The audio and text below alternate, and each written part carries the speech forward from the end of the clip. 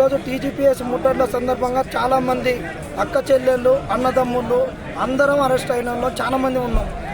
అందరినీ వేరు ప్రాంతాలలో పెట్టిర్రు. దయచేసి అరెస్ట్ అయిన వాళ్ళకి చెప్తున్నా, ఇంత మంచి సువర్ణ అవకాశం రాదు. ప్రతి అరెస్ట్ అయిన దగ్గరికి మంత్రి వచ్చి మనతో చర్చలు జరిపేంత వరకు కూడా 1 రోజైనా 2 రోజులైనా 3 రోజులైనా ఇక్కడనే ఉందాం.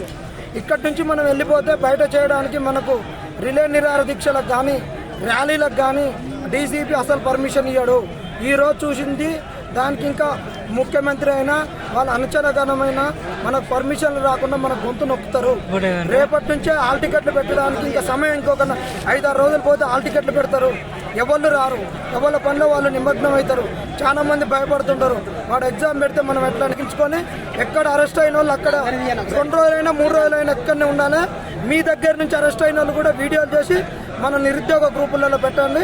మనకు డెలిగేషన్ వచ్చి మనకు హామీలు ఇచ్చేంత వరకు ఇక్కడ నుంచి కట్టుగదిలో ముచ్చట్లేదు. అంతే. ఇది గోష్మాల్ స్టేడియం. ఇది అందరు అరెస్ట్ అయ్యారు. మీరు అరెస్ట్ అయిన పోలీస్ స్టేషన్లలో అందరు అక్కడనే నిరాహార దీక్ష చేయాల్సిందిగా కోరుతున్నాం. మంత్రి వచ్చేదాకా, సీఎం వచ్చేదాకా అందరు ఆడనే ఉండాలని కోరుతున్నాం.